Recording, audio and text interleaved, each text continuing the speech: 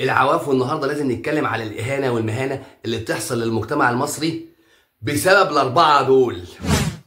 طبعا أمير الخراء العربي الأستاذ هاني شاكر، اللي سمح لنجوم اللي بقوا نجوم دلوقتي، بقى نجوم الفن، سي حمو بيكا وعمر جمال وحسن شاكوش، يبقوا ايه بقى كريمة المجتمع. واحد زي حالاتي اتعلم اكاديمي ودرس كلية اعلام واللي يجي يبص لنفسه ايه قاعد في البيت. او انا اسف، هو طبعا ما يقللش مني، بالعكس ده شرف ليا انه شغال في محل بياع باليوميه، بس ده عادي جدا والحمد لله وقدر الله ما شاء فعل، وده رزقي وانا مش فارق معايا. بس يجي تبص تلاقي واحد صايع، هو اصلا صايع وبيقف على النواصي يقول لك ايه، هو حمو بيكا ده احسن مني في ايه؟ انا كمان بغني احسن منه. بقى ده فنان بينافسن على فنان، والاتنين ايه بالصلاه على النبي سوابق. فنرجع نبص بسبب اللي احنا فيه ده كله، والعيال اللي ماشيه في الشارع دي اللي هي طويله كده وتلاقي عندها 14 سنه، يعني تلاقي الواحد ايه من دول طويل كده وكبير في السن، يعني المفروض تقول له يا استاذ هو حضرتك عامل شعرك اصفر ليه كده وبتاع؟ يقول لك يا عم انا لسه صغير، انا عندي 14 سنه. 14 سنه ايه يا عم؟ تاكلوا قصب بالطول؟ انا مش فاهم انا ايه يعني 14 سنه وقد ابويا؟ ايه اللي بيحصل ده يا جدعان؟ العيال الهرمونات عندها بقت مختلفه. 14 سنه ده ايامنا احنا ما كنا صغيرين، اللي عنده 14 سنه ده كانوا بيطبطبوا عليه يقولوا له خد يا حبيبي قرش اهو هات لك حاجه حلوه. انا مش فاهم دلوقتي 14 سنه وتحس ان هو متجوز ومخلف. فالمهم عشان ما نخرجش بره الموضوع، تيجي تبص تلاقي ايه ان الاستاذ هاني شاكر والاستاذ مصطفى كامل عملوا لنا وباء اسمه المهرجانات وسمحوا بيها. فتيجي تبص تلاقي ايه ان العيال كلها بتسمع المهرجانات دي، والعيال كلها متشبعه بالكلام ده، الكلام السافل والكلام قليل الادب اللي ملوش اي 30 لازمه. انا بسمع مهرجانات والله والله والله لو في دقر يرفع عليهم قواضي يحبسهم. ده كلام اسفاف وكلام جنسي، انا مش عايز اقوله عشان عيب. يعني انا بسمع حاجات كده اقول يا جدعان ده بيقول يا جدعان ده قله ادب يا جدعان. يقول لك يا جدعان انتوا بتسمعوا الكلام ده؟ انتوا حافظينه؟ والله العظيم كنت واقف مع واحد امبارح بقول له انت حافظ المهرجانات دي؟ قال لي انا حافظ حوالي 1000 مهرجان. قلت له 1000 مهرجان؟ 1000 مهرجان يا جدع، انت لو حفظت قران هيبقى بالنسبه لك احسن. 1000 مهرجان، 1000 هلس من ده في دماغك؟ قال لي ده يمكن اكتر كمان. قلت له طب حافظ ايه من القران؟ قال لي حافظ 4 سور، المعوذتين وقل هو الله احد والفاتحه. يعني انا مش عارف ان هي اسمها الاخلاص، ده بيقول لي قل هو الله احد والفاتحه، 4 سور هو حافظه وشكرا. لكن حافظ 1000 وحاجه مهرجان بسبب مين؟ بسبب البشوات. نقيب الموسيقيين ساعتها استاذ هاني شاكر، واللي بيكمل ورا منه الاستاذ الجميل مصطفى كامل. نخلص من دول بقى يظهر لنا حاجه ثانيه، ان البشوات الفنانين طبعا الارتيست الجمال حمو بيكا وحسن شاكوش وكزبره وحنجره والكلام اللي احنا ما نعرفش عنه حاجه بيمثلوا. طب ده يرجع لمين؟ للباشا. الباشا الاستاذ اشرف زكي، اللي هو بيتضايق لما بقول عليه عم اشرف زكي، فقال يا جدعان الواد ده قليل الادب عليا انا عشان بقول يا عم اشرف يا زكي. هو عايزني اقول له يا دكتور اشرف يا زكي. طب يا دكتور اشرف يا زكي، حضرتك قلت محدش هيشتغل في الوسط الفني ولا هيلمسها الا لما يكون يا اما خريج معهد فنون مسرحيه او اداب مسرح زي ما انت قلت، او خريج ورشه النقابه. والدنيا كلها راحت تشتغل معاك وقالت لك يا عم ايدينا على كتفك يلا يا دكتور احنا معاك. وفي حتى رجاله زغرطت قالت يا سلام اخيرا لقينا حد بيقول لنا كلام حلو هنعمله. ورحنا كلنا عملنا زي ما انت قلت. احنا فين؟ ما اشتغلناش. طب احنا فين؟ مش هنشتغل. نيجي نبص نلاقي ايه؟ كزبره طالع بطوله بمسلسل، والباشا الدكتور طالع معاه ضيف شرف. طب انا هكلمك ازاي؟ هقف قدام منك واقول لك يا دكتور انا عايز حقي ازاي وانا شايفك بتعمل مصلحه قصاد مني، مصلحه عليا ومصلحه تانيه لنفسك انا مش قابلها. انت بتمثل في مسلسل في كزبره اللي انا مش قابله. يا راجل ده انا المفروض ابص الاقيك بتقول ممنوع ان كزبره يمثل، الاقيك انت من ضمن ابطال المسلسل. طب انا هقول ايه؟ يعني انا هقول ايه؟ خلاص انا اروح اعمل مهرجانات انا كمان واجيب نسوان واقلعها وابين لا مؤاخذه ما حدش يفتح بقه ولا حد يجرؤ يفتح بقه، واللي يفتح بقه هزعله. هم الشبيحه والشواضليه عاملين مهرجانات وهم ايه نجوم، واحنا اجتهدنا وذاكرنا 20 سنه بنذاكر وفي الاخر روح لامك والعيال دي اللي تشتغل. فتيجي تبص تلاقي ايه ان الكواليس جايه من الناس الكبيره.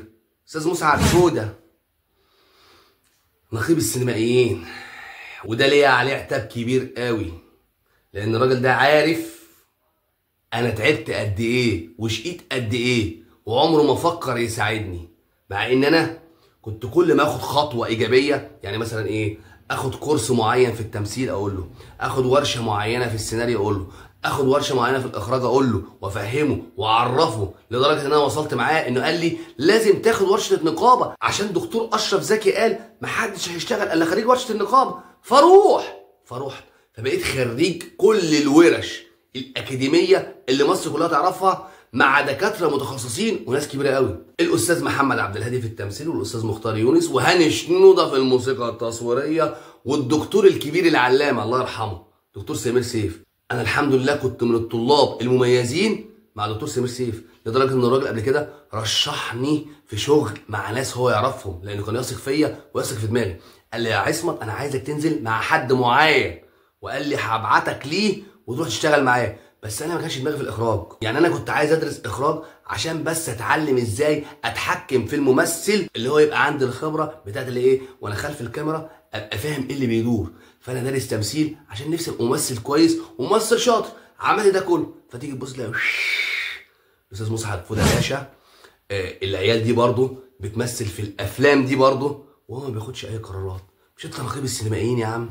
مش انت نقيب السينمائيين وانت اصلا متضايق من الحوار ده؟ طب ما توقف الافلام دي، اوقفها وقول لا يا جدعان انا مش هوافق على افلام فيها العيال دي، ومفيش بقى لا رسم نسبي بقى ولا اي الكلام اللي انت فاهمه اللي هو بيتعدي بيه الافلام. لكن ليه تحطمونا؟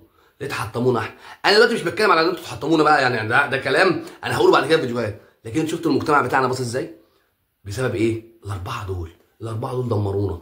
الخناقات والحبس والمشاكل والحوادث بسبب الاربعه دول اللي سمحوا لانتشار المهرجانات وانتشار العيال الشبيحه اللي بتمثل اللي ملهاش اي 30 لازمه، اللي يخلي واحد اصلا ما بيعرفش يمثل زي محمد رمضان يبقى نجم مصر ونمبر 1 زي ما هو بيقول، في الاخر يطلع يرقص لي بسنتيان فرعوني، وهم عادي ودن من طين وودن من عجين. وسيبك من الكلام بتاع السوشيال ميديا ده، احنا هنحاسبه، احنا هنعمل، لا ده هو يشتري النقابه يبقى نقيب.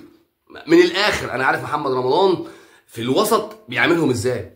من الاخر ما حدش يجرؤ يعمل حاجه مع محمد رمضان، ده يوم ما يفكروا هيروح يشتري ال3 نقابات يبقى هو النقيب على كله بقى. من الاخر ما هو عملها قبل كده في جعفر العمدة، لما منعوه يدخل المطعم الفخم ده بالجلابيه، خرج دقيقتين اشترى المطعم ودخل مشى الواد اللي تمام التمام يا باشا هشتري النقابات دي وابقى النقيب. طبعا انا بقول كلام في الهجايز بتريق عليهم، انا عارف ان هو ما يقدرش يشتري النقابات، بس انا بديك مثل. هو معلش انا اسف دكتور اشرف زكي يجرؤ يستدعي محمد رمضان ويحقق معاه؟ اولا انا مش هتهمه، لكن ما ينفعش، مش هينفع. هتقول له ايه؟ هيقول لك انا كنت بغني ما كنتش بمثل، مالكش فيه. دي حاجه. تاني حاجه يا عم اشرف، رمضان الجاي بقى يمكن يكون رمضان شغال ولا حاجه، انت فاهم بقى، فربنا يسهل لك. فكل اللي انتم بتشوفوه على السوشيال ميديا ده والتحقيق وبتاع ولا الهوا مش هيحصل حاجه. بس احنا عايزين ننظف بقى الفن، عايزين نطلع مواهب. انا ليا اصحابي دفعتي والله اقل واحد فينا يفصل 20 من اي ممثل انتوا بتشوفوه، ده اقل واحد فينا. احنا تعبنا شقينا اجتهدنا، وفي الاخر اللي على الساحه ولاد الفنانين اللي ما بيعرفوش يمثلوا، واصحاب المنتجين واصحاب المخرجين اللي برضه ما بيعرفوش يمثلوا، والبنات الحلوه. وخلي بالك من كلمه البنات الحلوه دي قوي، عشان انا كنت ببقى وسطيهم وعارف هما بيقولوا ايه، وكل واحده بتجتهد وبتاخد ادوار ازاي. طبعا مش كلهم، انا بتكلم مش كلهم، طبعا انا ما بتهمش حد وبقول لك كلهم، لا الا ما رحم ربي. هتلاقي ايه نوادر كده فيهم بنات محترمه، بس البنات دي ايه تاخد دور على اساس بقى بعد كده ان يبقى ليها تنازلات بقى، فالست كويسه وتقول لك انا اشتغلت من غير ما تنازل فمش هتنازل، فدي ما بتشوفهاش تاني قاعده في بيتهم. وفي بنات اشتغلت برضه ربنا يسهل لهم، برضه لازم نقول لك ايه ان في بنات اشتغلت والناس دي ايه الحمد لله ربنا كرمها وهي ناس محترمه. مش معنى كده ان انا بتهم كل البنات ان هم كده، لا في شويه منهم عملوا كده، لكن الناس النظيفه لو انت بتتفرجي عليا وهتتضايقي اعتبر نفسك من الناس النظيفه خلاص، عشان بس ايه ما اقولش كله، لا ما اقدرش اقول كله. لو في 50 في منهم 10 تنازلوا، فانت لو انت من ضمن ال10 هتزعلي. طبعا لو انت تمام اعتبر نفسك من ضمن ال40، ما تجيش ايه عليا وتقولي ايه بص الواد بيقول كلام ملوش. لا يا حبيبتي، انا ببقى قاعد وسطيهم وعارف الدنيا بتدور ازاي. والله العظيم انا كنت قاعد مع حد كبير وبيتكلم في ترشيح مسلسل، قام قال هاتوا لي الممثله فلانه الفلانيه، فانا بقول له مين فلانه الفلانيه دي؟ انا ما اعرفهاش. قال لا خش على النت كده وهات صورها.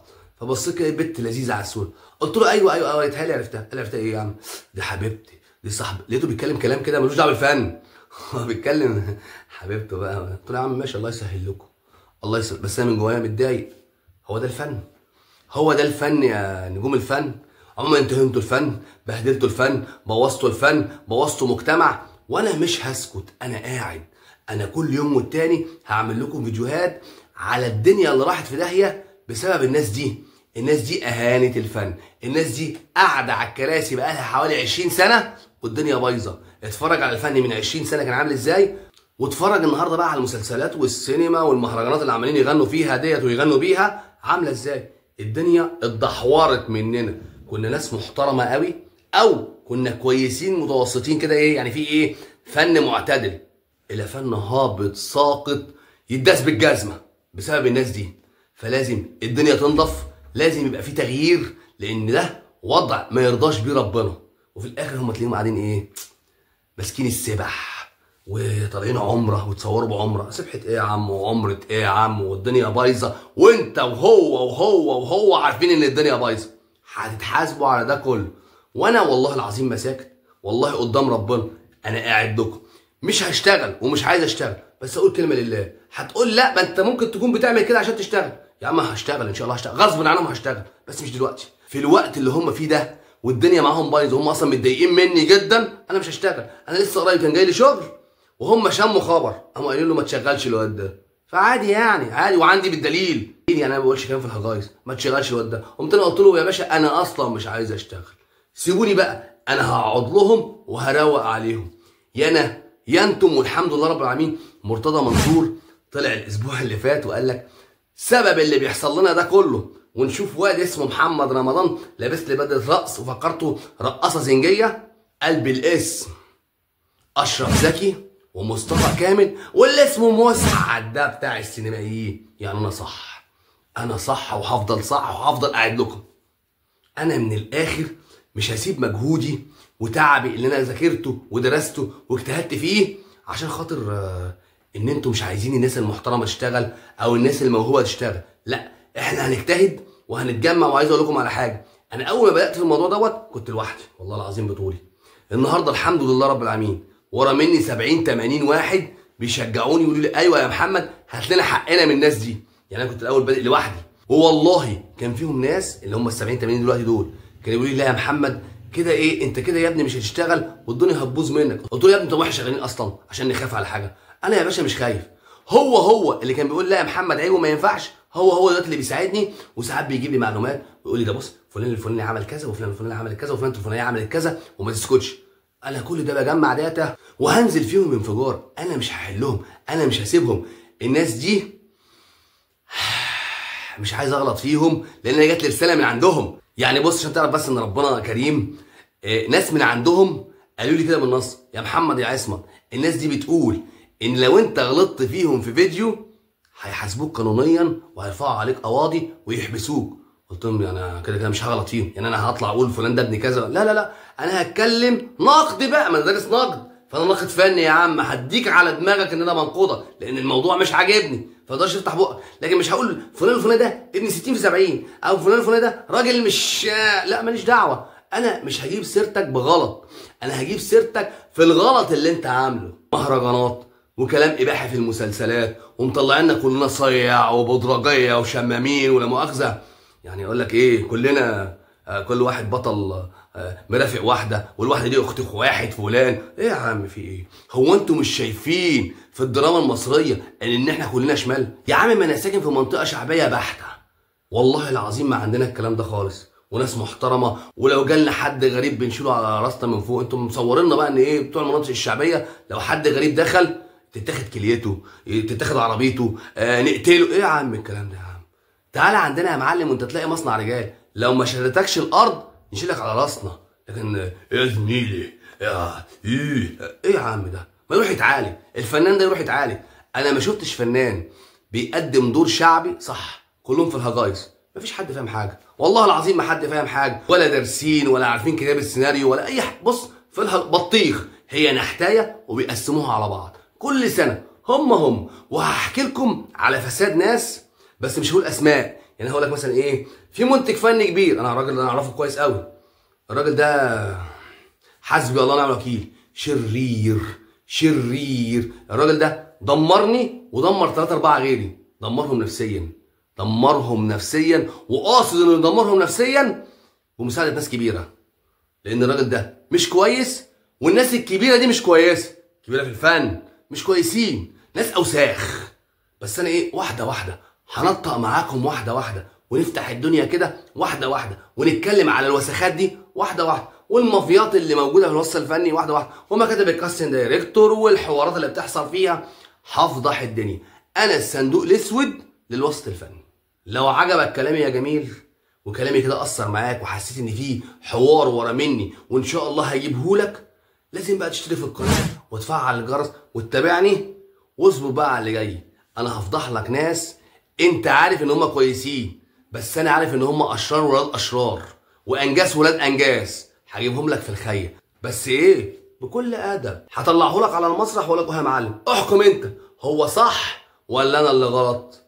خلاص يا نجم مصر، اشوف وشكم بخير، وان شاء الله كل يومين كده هتلاقيني السحهم فيديو.